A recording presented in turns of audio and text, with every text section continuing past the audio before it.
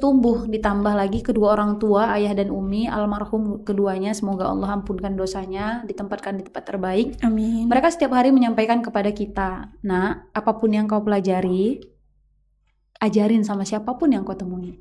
Artinya bahwa balighu anni walau ayah itu enggak sekedar kata, tapi memang betul, real. Kalau kita kasih ilmu 1, tumbuh ilmu kita 1000. Kalau kita capek, nggak apa-apa istirahat, nikmati rasa lelah itu. Kalau kita marah, nggak apa-apa marah, nikmati rasa marah itu. Karena sepanjang kita mampu menikmati rasa itu, berarti kita merasa bahwa Allah ada untuk kita. Kalau nggak salah ceritanya itu dia merasa kami juga bisa azan kok gitu loh. Jadi dia masuk ke masjid, dia azan, panik semuanya. Satu kampung tuh panik, datang ke masjid itu marahin dia.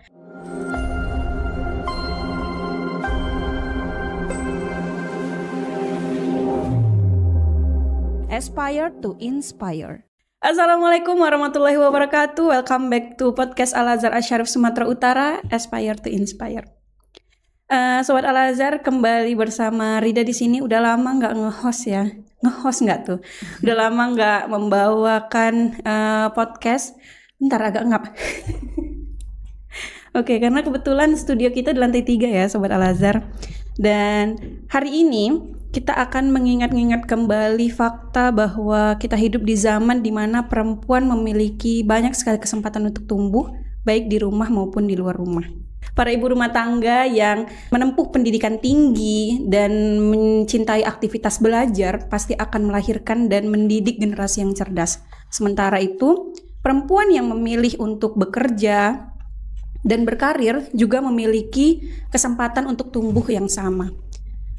Kita mengenal banyak sekali perempuan hebat seperti tokoh pahlawan nasional R.A. Kartini, kemudian influencer, ada Maudy Ayunda, dan hari ini kita akan chit-chat, ngobrol dengan perempuan hebat kelahiran Sumatera Utara. Ada Kak Fauza Qadriyah. Assalamualaikum Kak Oza. Waalaikumsalam Kak Rida. Iya. Oke, agak merasa tua ya dipanggil Kak Rida ya. Mungkin Rida aja cukup. Oh iya Rida. Oke, Kak Oza gimana perjalanannya dari Binjai tadi ya kemarin? Alhamdulillah mobilnya dari Binjai, kemudian kita dari Helvetia, kemudian tadi agak ini ya, seharusnya keluar ini Bandar Khalifah ya, tapi kelewatan sampai Tanjung Morawa. Alhamdulillah keliling satu tol ke tol lainnya, tapi alhamdulillah sampai. Alhamdulillah ya, yang penting nyampe betul, dan sehat walafiat. Iya. Hari ini Kak Oza juga ditemani oleh suami tercinta yang belum bersuami. Oke, jadi Sobat Al-Azhar, kemarin aku ngubungin Kak Oza ini untuk hadir supaya kita teringat. Kemarin kan 21 April itu Hari Kartini ya. Betul. Jadi mungkin untuk mengingatkan kita bahwa perempuan di Indonesia ini bisa menjadi berdaya. Karena sudah ada di depan kita Kak Fauza Qadriyah yang punya 7 gelar. Panjang nih. SHM, HCPS, CPPS, CNLPTH. Bingung saya. Aduh, certified. Iya. Dan sedang menempuh pendidikan Sumatera 3 ya. Iya, ini ada 2 di UIN. UIN. Di UIN Sumatera Utara. Kemudian beliau ini juga dosen Fakultas Syariah dan Hukum UIN Sumatera Utara. Dan masih banyak lagi kegiatan beliau. Kak Oza, boleh diceritakan sedikit? Gitu loh, ada tarik nafas saking banyaknya ya. Makasih ya Rida waktunya. Sebenarnya kalau kegiatan itu memang senang sekali berbaur di masyarakat. Karena ingat kali apa kata Ustadz di pondok dulu, bahwa orang yang bermanfaat, orang yang berdaya itu adalah orang yang meski pendidikannya tinggi, dia tetap mau datang ke desa-desa, kemudian melihat orang-orang yang ada di kaki gunung, melihat orang-orang yang di pinggiran pantai. Kemudian mereka lah yang sebenarnya orang-orang yang berdaya. Jadi sejak tamat dari 2013, Rida dari pondok itu merasa bahwa ya kayaknya pengabdian deh. Jadi menempuh strata 1, strata 2, dan mungkin hari ini sedang S3 ya Rida. Itu poin yang difikirkan bukan nanti bakal berprofesi sebagai apa, tapi pengennya tuh bagaimana kita meskipun dengan kita kan gendernya perempuan ya. Meski kita perempuan, tidak menutup kemungkinan untuk kita terus berbagi ke siapa saja, di mana saja, sampai batas usia kita nanti terhenti gitu. Saat ini Kak Oza itu juga aktif di beberapa komunitas yang dibangun dan yayasan. Salah satunya adalah Gerakan Sungut Mengajar GSM. Ini fun fact ya Kak. Jadi Rida tuh dulu asing dengan GSM, kemudian yang mengenalkan tidak secara langsung mengenalkan, tapi lewat mungkin foto-foto kegiatan kawan-kawan ya. Salah satunya itu Ica ya, Ica akan menonton mudah-mudahan. Siti Verisa Fitriani, wah lengkap tuh namanya disebut ya. Jadi dia tuh kan aktif beberapa batch, dia ikut ke Tanah Karo, kemudian dia cerita pengabdiannya dan kita tuh menyukai, mungkin karena sama-sama lulusan pesantren yang sama, jadi menyukai bidang yang sama. Oh, mengabdi, wah keren gitu kan. Kemudian teman-teman di sekitar Rida itu juga ikut GSM beberapa batch. Oh, ya? Iya, kayak Ayu. Ayu Ica juga, Ayu. ya Rida manggilnya Uti Ayu gitu ya. Ayu. Kemudian Safrila, ya, itu kan. Ya. Terus kemudian ketemu kan kalau misalnya lagi ada acara di Pusdes tuh suka ketemu anak-anak GSM gitu ya. Rida dan pasti mayoritas perempuan kan? Iya benar. Tadi disebut juga perempuan ya. Betul. Iya benar. Nah boleh dong Kak Oza ceritain tuh awal mula GSM ini bisa terbangun dan berkembang sejauh ini tuh gimana? Iya betul, makasih Rida kesempatannya. Jadi tamat dari pondok itu kita itu udah kayak diajarin kan untuk ayo ngajar ngaji, pengabdian gitu kan dari pondok dulu kan. Jadi naluri itu terus tumbuh, ditambah lagi kedua orang tua, ayah dan umi, almarhum keduanya, semoga Allah ampunkan dosanya, ditempatkan di tempat terbaik. Amin. Mereka setiap hari menyampaikan kepada kita, nah apapun yang kau pelajari, ajarin sama siapapun yang kau temui. Artinya bahwa balighu anni walau ayah itu enggak sekedar kata, tapi memang betul, real. Kalau kita kasih ilmu 1, tumbuh ilmu kita 1000.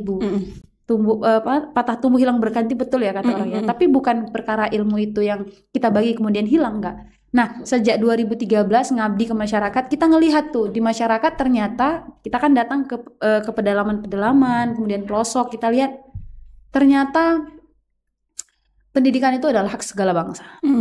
Karena kita merasa pendidikan adalah hak segala bangsa, maka tidak hanya suku Karo, tidak hanya suku Batak, tidak hanya beragama Islam, semuanya. Karena kan kita kan Bhinneka Tunggal Ika ya. Karena kita hidup di negara kesatuan Republik Indonesia, kita melihat bahwa ya semua unsur baik agama, suku, budaya wajib nih memiliki hak yang sama tentang pendidikan. Akhirnya beberapa orang dari kakak abang merumuskan yuk kita bangun gerakan Sungut Mengajar untuk itu. Jadi di awal itu wah perjuangannya luar biasa sekali Rida. Di mana kami ditolak di desa, dianggap kita ini bahwa wah ini gerakan apa nih, gerakan partai kah, gerakan yang tidak baik kah gitu ya. Bagaimana dulu Ibu Raden Ajeng Kartini yang kemudian ditolak luar biasa perjuangannya, dan begitulah yang kita rasakan. Bahkan pada saat itu didirikan Sungut Mengajar tahun 2015 loh. 2015 kita datang hanya 15 orang. 15 orang mengabdi ke desa-desa, kita ditolak.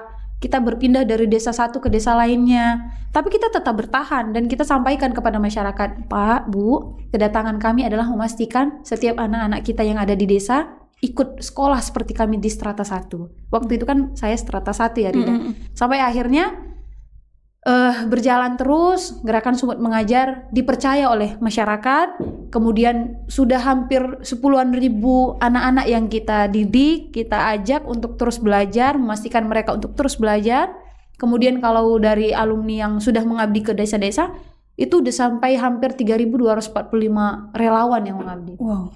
Ini relawan ini rata-rata itu pendidikannya gimana Kak? Maksudnya apakah anak strata 1 atau bebas umum semuanya boleh gabung atau gimana? Oke, jadi gerakan Sungut Mengajar ini kita kumpulkan semua mahasiswa aktif se-Indonesia. Jadi kayak di Sungut Mengajar ini ada yang dari Universitas Brawijaya, ada yang dari Universitas Islam Negeri Yogyakarta, UIN Bandung gitu kan, Jambi, Aceh, semua berkumpul. Kenapa? Karena kita mengambil, kenapa mahasiswa aktif? Karena mahasiswa aktif punya jam istirahat di setiap semester. Ada libur semester, maka libur semester genap kita mengabdi, libur semester ganjil kita mengabdi. Untuk apa? Meskipun kita merantau, kemudian kuliah di mana saja, tapi kita ngabdinya untuk Sumatera Utara. Gitu ya. Aduh, keren ya. Tapi bener ya, oh gitu ya. Kenapa mahasiswa aktif? Karena sudah jelas ada timingnya, waktunya ya. Betul. Oke.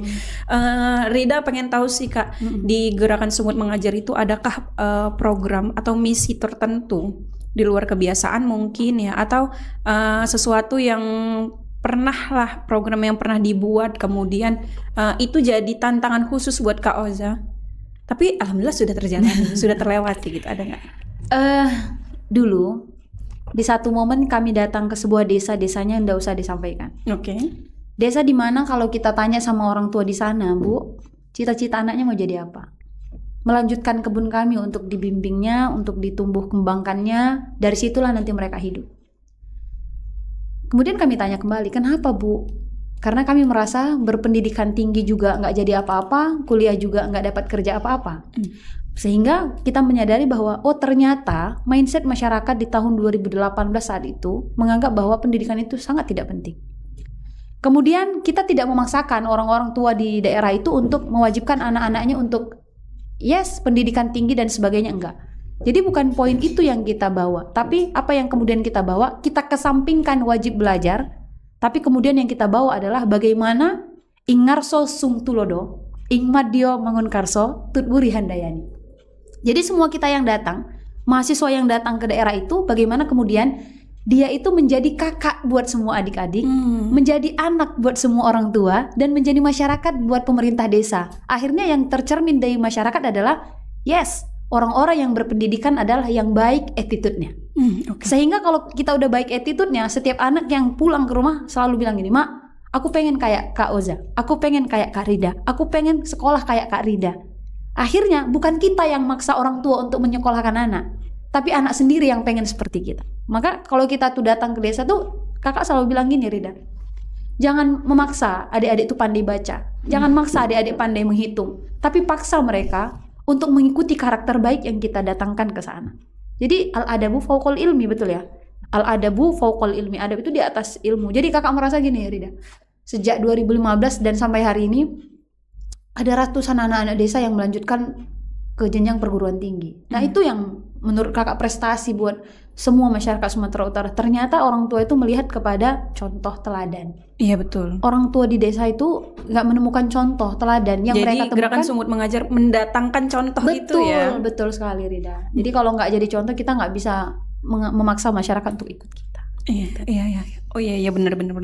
Ini kadang-kadang kan karena kita di Sumatera Utara beda mindsetnya dengan orang-orang yang di Pulau Jawa. Karena Rida pernah kuliah juga ya Kak di Bogor. Mondok di Bogor. Oh, mondok. Jadi bisa melihat langsung gitu. Oh bagaimana nih perbedaan mindsetnya. Ada positif dan negatifnya juga kan. Betul. Salah satunya itu orang Sumatera Utara ini kalau belum ada bukti nyata mereka nggak mau percaya. Yes. Iya, Rida. Jadi cocok dengan Gerakan Sumut Mengajar tadi, Kak Oza sebagai direktur eksekutif ya sampai saat ini ya. Betul, Rida. Itu kayak utamanya tuh mungkin bukan mengajarkan seperti ceramah gitu ya, tapi utamanya membawa kepribadian itu ke desa-desa. Iya. Keren. Tapi Rita penasaran Kak, pernah nggak sih ngerasa capek gitu menghadapi keadaan pendidikan kita saat ini yang kedengarannya kan karena di berita-berita ini sedang ramai, mungkin pendidikan kita dianggap sedang kurang baik itu. Sementara Kak Oza itu kan ini ya di dunia pendidikan ya, hampir semua yayasan dan komunitas yang digerakkan gitu. Pernah ngerasa capek Kak? Capek manusiawi ya kan Rida. Jadi kakak selalu bilang sama teman-teman, kalau kita capek, nggak apa-apa istirahat, nikmati rasa lelah itu. Kalau kita marah, nggak apa-apa marah, nikmati rasa marah itu. Karena sepanjang kita mampu menikmati rasa itu, berarti kita merasa bahwa Allah ada untuk kita. Jadi kakak selalu bilang, berat masalah, Allah kita lebih besar. Kemudian berat cobaan, Allah kita lebih hebat. Jadi kita nggak usah minta tolong sama siapapun, kita selalu minta tolong sama Allah. Jadi melihat kondisi pendidikan, kakak selalu sampaikan kepada adik-adik, yarfa'illahil ladzina amanu minkum walladzina utul ilma darajat. Itu kan firman Allah. Allah nggak pernah ingkar atas firman-Nya. Dan kakak selalu bilang, nggak apa-apa kita capek, nggak apa-apa kita lelah, nggak apa-apa jenuh. Lihat pendidikan kita yang begini, nggak apa-apa. Lihat fasilitas pendidikan kita seadanya di daerah, nggak apa-apa. Lihat kondisi jalan yang rusak, nggak apa-apa. Pasti kalau kita kemudian hari ini belajar, mencari ilmu, beriman, kita aja mulai aja dulu dari diri kita. Setelah kita memulai dari diri kita, pasti Allah angkat derajat itu dan pasti kita akan melewati fase di mana kita bosan, di mana kita jenuh. Dan satu lagi Rida, banyak teman-teman yang pengen bergerak untuk ikut turun perhatian kepada pendidikan di pelosok tapi menganggap Kak capek, yang kayak Rida bilang tadi, capek, tentu capek menghadapi situasi yang dimana kita nggak dihargai, dimana kita nggak diapresiasi, dimana kita dianggap terlalu peduli, terlalu menonjol, ternyata itu nggak impact gitu kan. Tapi lagi-lagi kita itu seperti busur panah kan, kita mundur artinya berhenti sejenak, istirahat sejenak, bukan berarti kita menyerah gitu ya, mundur tapi kita mengumpulkan tenaga untuk melesat lebih jauh. Mau nangis ya. Karena Rida juga kan punya ini ya Kak, punya sebuah yayasan, jadi namanya tuh kita menaungi 2 lembaga, Rumah Tahfiz Al-Mahabbah dan Sanggar Belajar Cerdas. Jadi 2 lembaga ini itu utamanya untuk masyarakat sosial. Kita Sanggar Belajar Cerdas utamanya itu tidak kita kutipi uang sama sekali. Kemudian dari 2016 kalau nggak salah atau 2013 Rida lupa, orang tua yang membangun merintis, kemudian itu jadi tantangan ya, karena Rida kan lulus pondok itu 2020 Kak. Lulus pondok 2020, kemudian ikut serta orang tua, kemudian ada masa-masa di mana orang tua sakit, kemudian meninggal, ayah ya udah meninggal. Jadi kayak wah, ternyata susahnya itu bukan mengajarnya, susahnya itu bukan ngasih tahu, ayo kita belajar, bukan ngajak itunya ya, tapi membangun kepercayaan mereka. Kalau kita ini nggak bermaksud untuk ini kok, untuk bermaksud jahat, untuk menyeret anak-anaknya itu ke arah mana gitu kan. Itu yang menurut Rida tantangan, dan betul ya kata Kak Oza ya, capek gitu. Capek gitu. Aduh, ini seumur hidup lah kita kalau bekerja mungkin ada surat resign ya. Betul. Tapi kalau mengabdi pada masyarakat, kita sedang mempertaruhkan perasaan mereka kadang-kadang. Ada yang sudah terlanjur jatuh cinta dengan kita. Betul. Ketika mau berhenti karena capek nggak bisa. Nyari mereka ya. Iya benar. Betul Kak. Dan banyak tuh kawan-kawan mungkin kan, mungkin Kak Oza mudah-mudahan relate, kayak kalau capek tuh udahlah, nggak usah dijalani lagi. Itu betul. Ada kok, kau tuh punya mimpi atau bakat yang cocok kok dengan profesi ini gitu. Tapi kita nggak bisa ninggalin ya Kak ya. Nggak bisa, takut mereka nyariin. Satu lagi gini Rida, poinnya kenapa kita kayaknya nggak bisa meninggalkan pengabdian ya. Bahkan bukan harta yang buat kita happy, tapi melihat senyum-senyum orang yang kita ajarin, kemudian makasih Kak, Kak jangan pergi Kak. Kata-kata itu tuh yang membuat kita lebih happy daripada uang. Dek gitu. Bahkan orang bilang ini, ayo Laza, kakak kan S2 di ini kan, Rida di USU. Ayo Laza ikut di perusahaan kami dan sebagainya. Kakak kan fakultas hukum ya. Tapi itu nggak buat kakak happy gitu. Bukan uang nih yang ku cari nih, tapi kan ada perasaan happy, bangga, tenang, senang. Dan kalau kita bergerak itu kayaknya kesehatan kita tuh jadi tercharge yang ke 1000% malah gitu kan. Jadi overload ya Allah gitu kan. Happy-nya di situ gitu. Jadi kalau ada orang bilang, biayanya dari mana sih? Kami patungan. Biayanya siapa yang, ya nggak ada sponsor. Enggak, sponsornya Allah. Banyak yang nggak percaya. Tapi memang begitu di gerakan ini. Makanya kakak selalu bilang, ya Allah terima kasih nikmat happy yang selalu engkau titipkan, nikmat sehat yang selalu engkau berikan, nikmat kuat. Dan ini nggak akan pernah aku dapatkan dari mana-mana ya Allah. Makanya kalau lagi lelah itu, alhamdulillah dikasih break sama Allah untuk berpikir, untuk istirahat gitu. Tapi memang kalau kita bersyukur atas semua nikmat Allah kan, 1-2 fase yang kita lalui itu, wih, good job sih. Mungkin gitu ya, karena udah menjalani pendidikan sampai sekarang tuh mau S3 sebentar lagi. Berapa bulan lagi? Lagi disertasi, doakan ya Rida. Doakan ya Sobat Al-Azhar. Amin ya Allah. Nah itu tuh Rida pengen tahu, ada nggak sih titik atau turning point dalam hidup Kak Oza? Apa nih poinnya nih? Kayak kita pengen berhenti gitu atau apa? Kayak tadi kan ada tawaran karir, mungkin ya. Rida pengen tahu apakah ada tawaran karir yang membuat kakak ragu untuk melanjutkan pengabdian yang banyak ini? Bahkan Rida, bukan karir yang membuat kakak pengen berhenti sejenak gitu. Waktu Umi kakak meninggal 2020, ayah meninggal 2022, itu titik dimana kakak pengen udahan ya Allah. Karena apa? Karena sedari kakak kecil itu ayah dan Umi itu selalu ngajarin ikut pengajian kemana aja gitu kan. Kemudian kalau pengabdian, Umi selalu ngasih materi buat kita kuat gitu kan. Di titik itu malah kakak merasa, oh Allah, nggak sanggup melanjutkan pengabdian ini tanpa mereka gitu. Iya betul. Dan di titik itu kakak berpikir gini bahkan, ya Allah udahan ya, di setiap sholat ya Allah udahan ya, setiap mikirin sumut mengajar gitu kan, terbayang muka ayah Umi gitu. Setiap ngajarin anak-anak gitu, terbayang ayah dan Umi gitu. Tapi lagi-lagi balik lagi kepada niat awal kan. Ayah Umi tuh selalu sampaikan ke kakak, kita tuh nggak akan bisa tumbuh hidup kalau kita nggak bermanfaat sama orang. Bukan karir malah, bukan. Kalau karir kakak menganggap surga kakak itu sekarang ada di depan gitu. Jadi kalau karir itu Suami ya. iya. Jadi kalau karir kakak serahkan sama Allah dan biarlah Allah yang menentukan jalan hidup. Tapi lagi-lagi poin itu yang membuat kakak pernah untuk udahan ya Allah, bukan karena masalah. Gitulah kira-kira, nggak sanggup kak. Aduh. Aduh ya Allah, mewek jadi. Maaf ya. Oh, iya. Oke, memang setelah tumbuh waktu kecil menginginkan profesi, karir, kemudian berkembang dikenal oleh orang, semakin tumbuh dewasa menyadari orang tua, oh ternyata umur orang tua tuh nggak sepanjang itu ya. Iya betul sekali. Sama ngerasain juga gitu. Iya kan? Iya, kaget gitu ya. Iya. Shock terus ternyata wah itu banyak nih yang harus dihandle. Betul. Dan nggak sanggup rasanya. Tapi ternyata toh kita Kak Oza kuat sampai hari ini. Bismillah. Iya. Doakanlah istiqomah.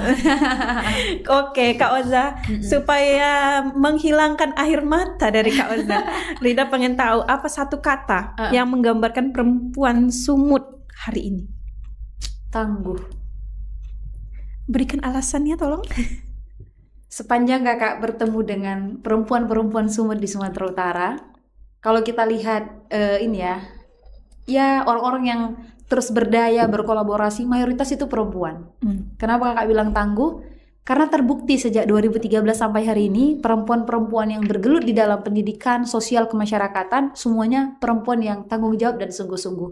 Mereka nggak akan pulang sebelum anak-anak di desa itu ngucapin terima kasih. Mereka nggak akan berhenti mengabdi sebelum adik-adik itu mendapatkan ilmu dan impact positif dari kakak-kakak yang datang ke desa. Kenapa kakak bilang perempuan Sumut itu tangguh? Selain dia vokal, keras hatinya. Gitu ya. Iya, penyayang kan. Keras-keras tapi penyayang. Iya betul. Oke. Dan sekarang ini Kak Oza, belakangan lah, nggak sekarang doang, belakangan ini di tahun 2024 akhir kalau nggak salah, sampai saat ini itu sedang ramai independent woman. Oke. Perempuan mandiri itu sedang ramai. Dan yang Rida tangkap ya, stigma perempuan mandiri itu awalnya memang bagus ya, membawa dampak positif supaya perempuan-perempuan itu tidak banyak mengeluh, menerima memang zaman sudah bergerak lebih maju dan saya harus mengikutinya gitu kan.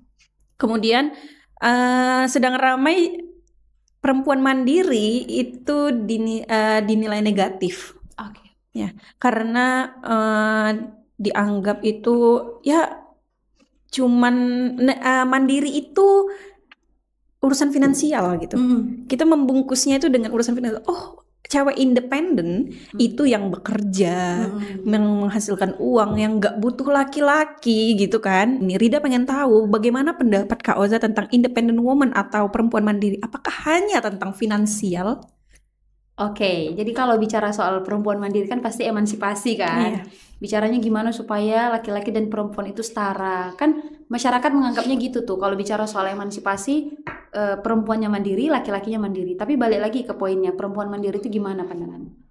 Perempuan yang mandiri itu bukan berarti kemudian kalau ada laki-laki di situ ngurusin lampu dia. Kemudian kalau ada hal-hal yang rusak, kemudian dia juga yang turun tangan. Apa-apa dia, enggak. Poinnya adalah bahwa setiap perempuan punya hak pendidikan yang sama seperti laki-laki, punya hak bekerja yang sama seperti laki-laki, kemudian punya hak sosial masyarakat yang sama seperti laki-laki. Jadi bukan hal yang asing buat kita kalau ada wali kota perempuan, Bukan hal asing buat kita kalau ada kadis-kadis yang perempuan, bukan hal yang asing buat kita kalau ada menteri-menteri yang perempuan. Jadi kemandirian itu adalah tentang bagaimana perempuan juga boleh berposisi sebagai apa yang dijabat oleh laki-laki pada umumnya. Tapi bukan berarti kalau udah balik ke rumah, kalau kita kan ar-rijalu qawwamuna dan Iya, betul. laki-laki itu adalah ya pemimpin buat perempuan gitu kan. Artinya apa? Artinya sebagai kepala keluarga itu tidak dicerminkan bahwa perempuan yang menjadi kepala keluarga, kecuali ya suaminya sudah tiada dalam arti cerai hidup atau cerai mati gitu ya. Dan prinsipnya bahwa kenapa kita harus bicara dan kita harus setuju. Kalau kakak malah setuju dengan tema perempuan mandiri, tapi harus ada pembatasan tuh. Pembatasan betul. Bukan berarti karena perempuan sudah mampu finansial, mampu di kemudian profesi, mampu di sosial kemasyarakatan dia oke. Kemudian dia dianggap dia nggak butuh lagi nih laki-laki, nggak butuh lagi. Bahkan banyak loh sekarang perempuan yang udah S3 dia belum menikah, rawan, hati-hati. Nanti dia nggak akan nikah. Belum tentu, nggak kayak gitu. Siklus jodoh itu Allah yang ngatur. Kemudian dia ini udah kaya raya, nanti pasti takut laki-laki yang menikah dengan dia gitu kan. Itu kan paradigma masyarakat kita ya. Banyak masyarakat kita yang menganggap udah nak nggak usah S2 dulu belum nikah, udah nak nggak usah cari kerja tinggi-tinggi dulu belum nikah.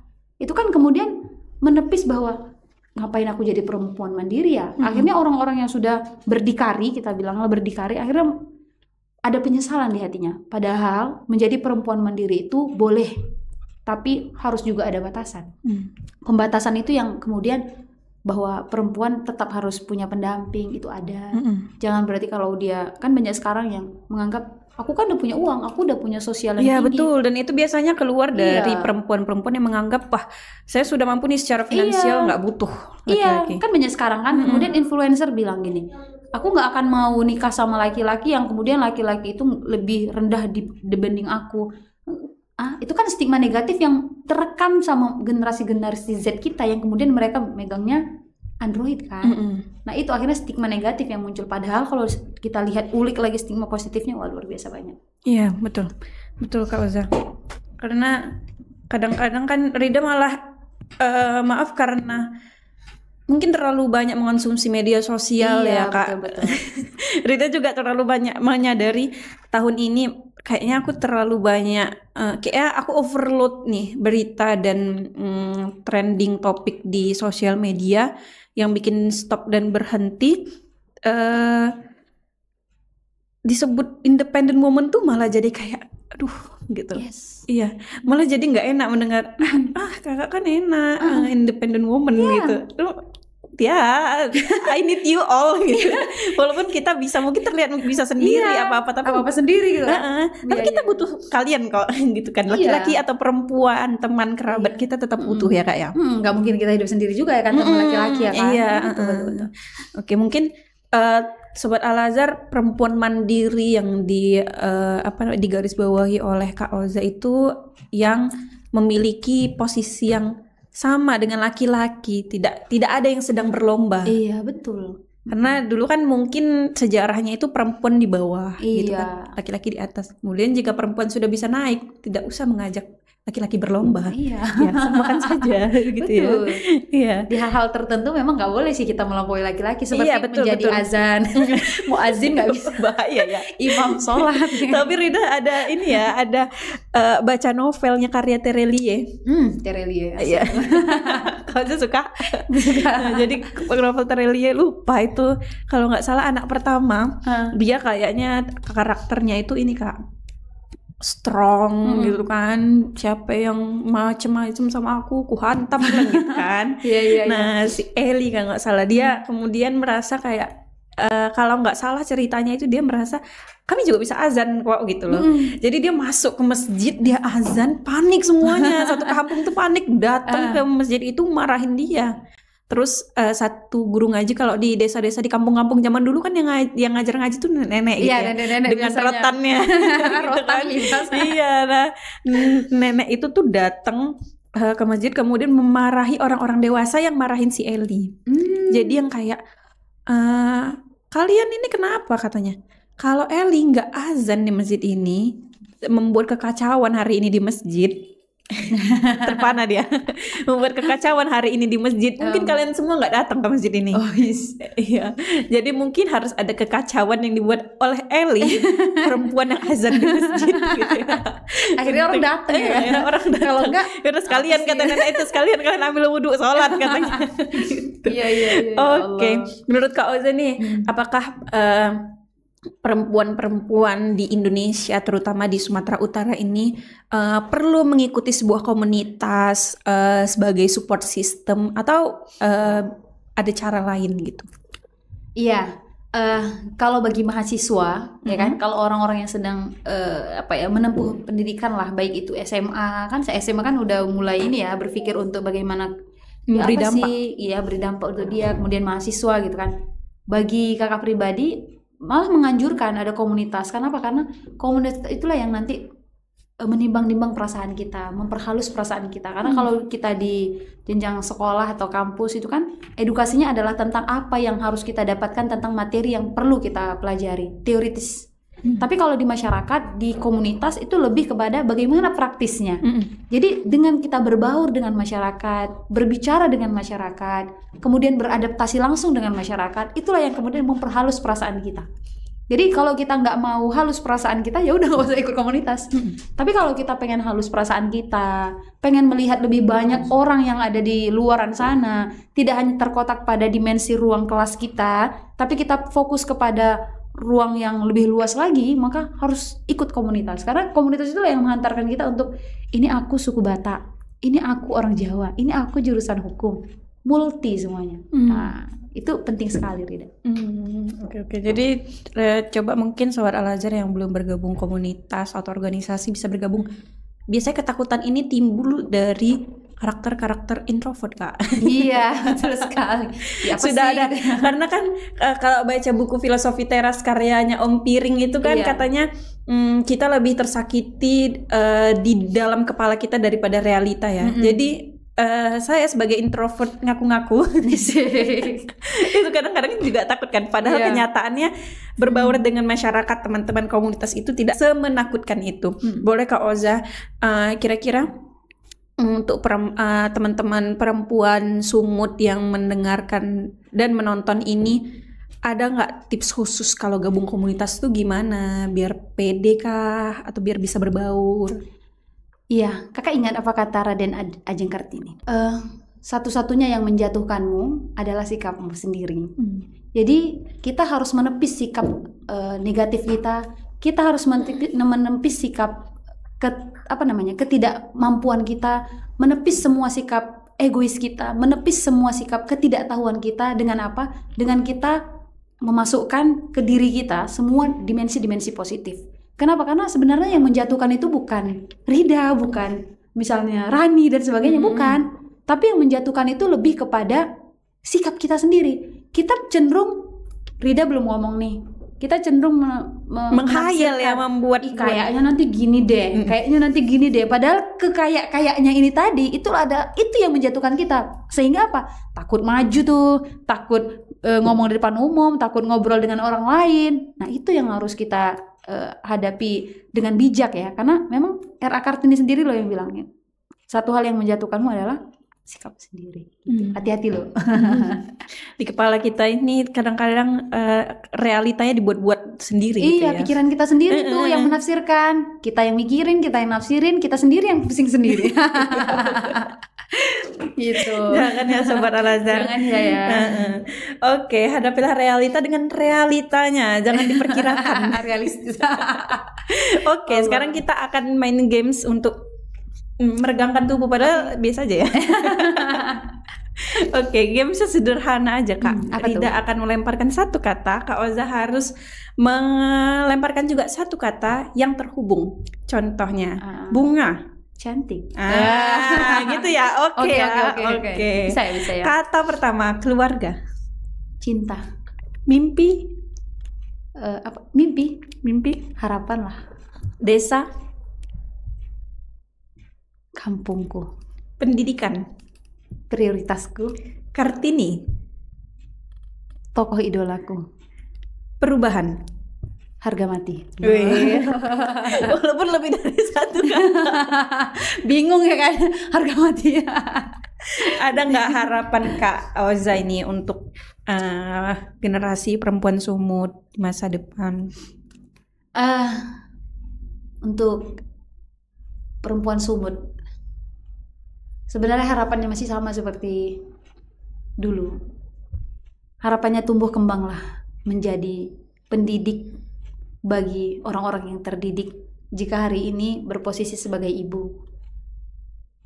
Bagi yang berposisi sebagai mahasiswa, jadilah penerang, penyejuk buat adik-adik yang akan mengikuti jejak sebagai mahasiswa. Dan kemudian kita akan melihat Sumatera Utara dipenuhi oleh orang-orang terdidik, karena pendidikan adalah kunci dan hak seluruh bangsa. Dan satu hal yang pasti, meskipun kita keras vokal, keras sikap, keras cakap, tapi orang Sumut itu pasti lembut hatinya. Kalau orang Sumut dipijak kakinya, mana matamu? Bukan mana otakmu. Artinya orang Sumut keras memang di vokal, tapi hatinya luar biasa, penuh dengan cinta. Tetap ada dalam cinta, karena cinta yang bisa menggetarkan peradaban Sumatera Utara. Saya sebagai perempuan Sumut berdarah Kalimantan nih. Orang Banjar Rida? Iya, Banjar. Loh, sama kita. Oh iya. Di mana kamu Rida? Kalimantan, Banjarmasin. Ih, orang Banjar. Ulun himung datang ke Banjar. Ya Allah, satu kampung kita. Aduh, ya Allah. Yalah. Oh, alah. Ya Allah Akbar. Iya, oke, seru ya. Mungkin ada satu game lagi untuk menutup. Rida akan memberikan kakak 2 kata. Aduh. Kakak hanya boleh pilih satu. Oh gitu, luar biasa nih. Jadi CEO atau aktivis? Aktivis, Memimpin atau dipimpin? dipimpin. Capek ya memimpin. Karena ada suami ya. Oh, iya. Oh, kalau belum ada? Oh. Berani speak up atau konsisten bertindak? Konsisten bertindak. Dikenal banyak orang atau berdampak bagi banyak orang? Berdampak bagi banyak orang. Naik panggung atau mengangkat orang lain ke atas panggung? Mengangkat orang ke atas panggung. Berat gak sih? Support ya. Nggak gendong kan? 1 langkah besar atau 1000 langkah kecil? 1000 langkah kecil. Oke, good. Dan terakhir, Sobat Al-Azhar, boleh dong Kak Oza kita berandai-andai Kartini ada di sini. Kira-kira apa yang Kak Oza ingin sampaikan ke beliau? Ibu,